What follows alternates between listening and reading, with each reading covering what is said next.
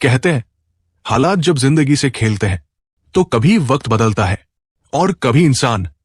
ये कहानी है उस लड़के की जो कभी कॉलेज में सबका चहेता हुआ करता था, जिसकी आंखों में सपने थे और दिल में किसी खास के लिए मोहब्बत। लेकिन कुछ ऐसा हुआ कि वही लड़का आज एक होटल में वेटर की नौकरी के लिए लाइन में खड़ा था और सामने बैठी थी वही लड़की जिससे वो इजहार तक नहीं कर पाया था। वक्त ने इन दोनों को फिर मिलाया, लेकिन अब हालात पहले जैसे नहीं थे।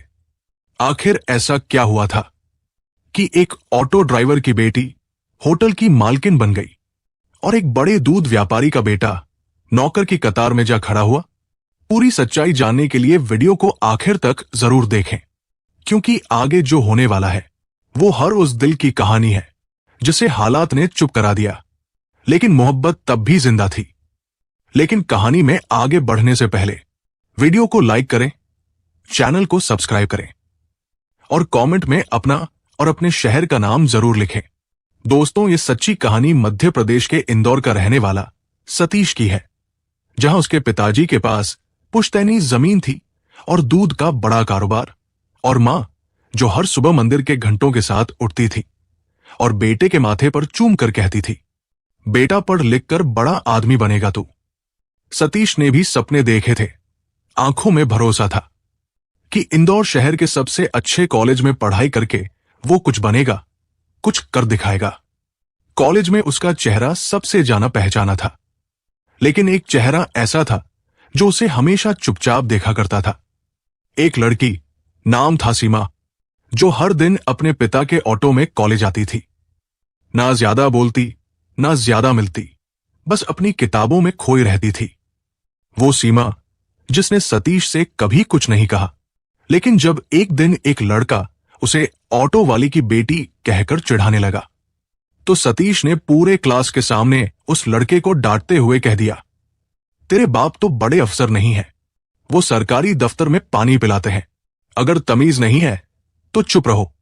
उस दिन सीमा की आंखों में सतीश के लिए एक अलग ही चमक थी, और सतीश, उसे तो शायद एहसास भी नहीं था कि उसकी एक बात ने सीमा के दिल में उसके लिए एक जगह बना दी थी। धीरे धीरे वो दोनों एक दूसरे के करीब आने लगे। कभी लाइब्रेरी में मिलना, कभी कैंटीन में बैठकर एक ही टेबल पर दो अलग अलग किताबें पढ़ना, और कभी आंखों ही आंखों में घंटों बात करना। लेकिन कहने को कुछ भी नहीं था, क्योंकि डर था कि अगर प्यार का इजहार किया और सामने वाले ने इनकार कर दिया तो वो नजदीकियां भी खो जाएंगी। सीमा के पापा एक सीधी सादी जिंदगी जीते थे, ऑटो चलाकर अपनी बेटी को पढ़ा रहे थे, और एक दिन उन्होंने सीमा की शादी तय कर दी, एक अच्छे लड़के से जो बैंक में नौकरी करता था। जब सतीश को यह बात पता चली तो उसका पूरा वजूद जैसे कांप गया, और जिस दिन सीमा ने उसे अपनी शादी का कार्ड थमाया तो सतीश मुस्कुराया तो सही, लेकिन उस मुस्कान के पीछे उसका टूटा हुआ दिल चीख रहा था। उस शाम जब सब कॉलेज के दोस्त सीमा की शादी में जा रहे थे तो सतीश ने मना कर दिया, लेकिन एक दोस्त ने उसे फोन करके कहा, अगर तेरा प्यार सच्चा है तो उसकी खुशियों में शामिल होना तेरा फर्ज है। और बस वो चला गया सीमा की शादी में। लेकिन हर बार जब उसने सीमा को मंडप में देखा तो उसकी आंखें नम हो जाती और वो सिर झुकाकर किसी को दिखाए बिना अपने आंसू पोंछ लेता। जब सीमा की शादी हो गई तो सतीश वापस अपने गांव लौट आया, लेकिन उसका मन अब किसी काम में नहीं लगता था। एक ओर जहां सीमा अपने नए घर में ससुराल की जिम्मेदारियों में उलझी थी, वहीं सतीश अपने पिता के दूध के कारोबार में हाथ बंटाने लगा था। पिता अब बूढ़े हो चले थे और मां की तबीयत भी अक्सर बिगड़ जाया करती थी। सब कुछ धीरे धीरे सामान्य हो रहा था, लेकिन किस्मत की चाल तो कुछ और ही थी। एक दिन सतीश के पिता ने एक नया वर्कर रखा जो दिखने में तो शरीफ था, लेकिन दिल जहर से भरा था। उसी ने एक दिन दूध की सप्लाई में कुछ जहरीला केमिकल मिला दिया, जिसके चलते शहर में कई लोगों की तबीयत बिगड़ गई और सतीश के पूरे परिवार पर केस दर्ज हो गया। पुलिस, कोर्ट, वकील, जुर्माना, थानों के चक्कर। कुछ ही महीनों में उनकी पुश्तैनी जमीन बिक गई और दूध की डेयरी हमेशा के लिए बंद हो गई। परिवार की इज्जत मिट्टी में मिल गई थी। और जिस दिन अदालत से छूट मिली, उसी रात सतीश के पिता का दिल का दौरा पड़ा और उन्होंने दुनिया छोड़ दी। उस एक रात ने सतीश की पूरी जिंदगी छीन ली थी। अब ना कारोबार था, ना पिता, बस मां और छोटी बहन, जिनका सहारा सिर्फ और सिर्फ सतीश था। उन्हीं दिनों सतीश को एक किराने की दुकान में नौकरी मिल गई, जहां उसे महीने के 10,000 रुपए मिलते थे। पर मां की दवाएं, बहन की पढ़ाई, घर का राशन, इस सब में वो तनख्वाह घुट घुट के खत्म हो जाती। वो रोज मालिक से कहता, कुछ पैसे बढ़ा दो साहब, घर में बहुत तंगी है। लेकिन मालिक हंसकर टाल देता। उसी दुकान में एक और लड़का काम करता था। नाम था रवि। एक दिन रवि ने बताया, भाई सतीश, मैं तो छोड़ रहा हूं ये दुकान। एक 5 स्टार होटल में वेटर की नौकरी मिली है, 25,000 रुपए महीना। अगर तुझे भी चाहिए तो तू भी अप्लाई कर दे। सतीश को जैसे उम्मीद की एक नई किरण मिली थी। कुछ सोचकर अगले दिन वो उस होटल पहुंचा और जब इंटरव्यू रूम में दाखिल हुआ तो वहां बैठी महिला को देखकर उसके कदम वही जम गए। वो चेहरा, वो आंखें, सालों पहले देखा था। सीमा, उसका कॉलेज वाला अधूरा प्यार, जिसने कभी एक शब्द नहीं कहा था, आज उस 5 स्टार होटल की मैनेजर बनकर उसके सामने बैठी थी। सीमा ने भी उसे एक नजर में पहचान लिया था, लेकिन चेहरे पर कोई हैरानी नहीं, बस एक सधी हुई मुस्कान और एक सवाल, तो बताइए सतीश जी, आपकी क्वालिफिकेशन क्या है? सतीश को समझ नहीं आया कि क्या जवाब दे, पर जैसे तैसे खुद को संभालते हुए बोला, मैडम, इस नौकरी की बहुत जरूरत है, मैं मेहनत करूंगा, बस एक मौका चाहिए। सीमा ने कोई और सवाल नहीं किया, बस कहा, कल से नौकरी पर आ जाइए, 25,000 रुपए महीना मिलेगा और ईमानदारी सबसे जरूरी है। सतीश सिर झुकाकर वहां से बाहर निकल गया, लेकिन उसके दिल में तूफान मच चुका था। क्या सीमा ने वाकई उसे पहचान लिया था? अगर हां, तो उसने ऐसा बर्ताव क्यों किया? अगले कुछ दिनों तक सतीश रोज होटल आता, अपनी ड्यूटी करता और चुपचाप चला जाता। सीमा से उसकी सिर्फ उतनी ही बात होती जितनी एक वेटर और मैनेजर के बीच होती है, ना ज्यादा ना कम। लेकिन होटल के बाकी स्टाफ को यह बात जल्दी समझ आ गई थी कि इन दोनों के बीच कुछ तो है, कुछ पुराना, कुछ अधूरा। सीमा भी महसूस कर रही थी कि सतीश हर पल उसकी नजरों से बचने की कोशिश करता है, लेकिन उसकी आंखों में वो सवाल आज भी जिंदा है, जिन्हें कभी जवाब नहीं मिला था। और फिर एक शाम, जब होटल थोड़ा खाली था, सीमा ने सतीश को अपने केबिन में बुला लिया। धीरे से बोली, सतीश, क्या तुम्हारे पास कुछ वक्त है? सतीश चौंक गया, लेकिन बोला, मेरे पास अब वक्त ही वक्त है, मैडम। सीमा हल्के से मुस्कुराई, चलो बाहर चलते हैं, थोड़ी बातें करनी है। दोनों होटल से बाहर पास के पार्क में आकर एक बेंच पर बैठ गए। शुरुआत में थोड़ी खामोशी रही, फिर सीमा ने ही सवाल किया, सतीश, तुम्हारे घर का दूध का कारोबार तो अच्छा चल रहा था, फिर ये नौकरी, ये हालात, सब कैसे बदल गए? सतीश ने एक लंबी सांस ली और फिर धीरे धीरे अपनी पूरी कहानी सुना दी। कैसे उसके दूध के बिजनेस में जहर मिला, कैसे बदनामी और केस ने सब कुछ लूट लिया, कैसे पापा का देहांत हो गया और अब मां की दवाओं और बहन की शादी की चिंता ने उसे इस नौकरी तक पहुंचा दिया।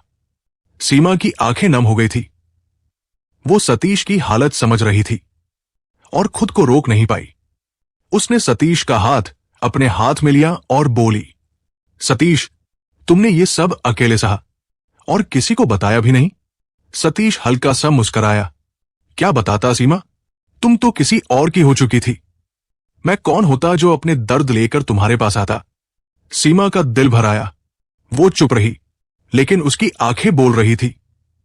कुछ पल बाद सतीश ने ही सवाल किया, लेकिन तुम्हारी शादी तो किसी दूसरे शहर में हुई थी, फिर यहां होटल मैनेजर? सीमा ने खुद को संभाला और बोली, शादी के कुछ महीने बाद ही मेरे पति का एक्सीडेंट में निधन हो गया। फिर उनके परिवार ने मुझे घर से निकाल दिया। मैं मायके लौट आई। और एक दिन मेरी मौसी की बेटी आई, जिसकी शादी एक बड़े बिजनेसमैन से हुई थी। उसने मेरी मदद की, 2.5 लाख दिए, और फिर मैंने छोटे से ढाबे से शुरुआत की। धीरे धीरे वही ढाबा आज ये होटल बन गया। सतीश हैरान था, लेकिन उसे सीमा पर गर्व हो रहा था। बहुत हिम्मत दिखाई तुमने, सतीश ने कहा। सीमा ने उसकी ओर देखा और बोली, और तुमने बहुत सब्र। शायद इसी सब्र का नाम सच्चा प्यार होता है। सतीश चुप रहा। दिल में तूफान मचा था, लेकिन लब खामोश थे। सीमा ने फिर पूछा, सतीश, आज भी शादी नहीं की? सतीश ने सिर झुका लिया। नहीं, जरूरत ही नहीं समझी। बहन की जिम्मेदारी है, और सच कहूं तो दिल ने किसी और को कभी अपना माना ही नहीं।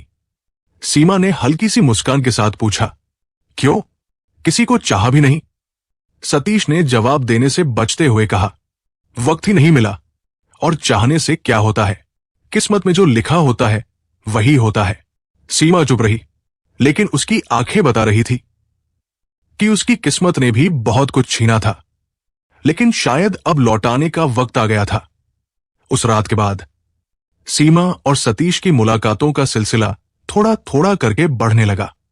अब वो सिर्फ वेटर और मैनेजर नहीं थे, बल्कि दो ऐसे दिल थे जो एक दूसरे के जख्मों को समझते थे, जो हर शाम कुछ पल साथ बिताकर बीते कल की तकलीफें बांट लिया करते थे।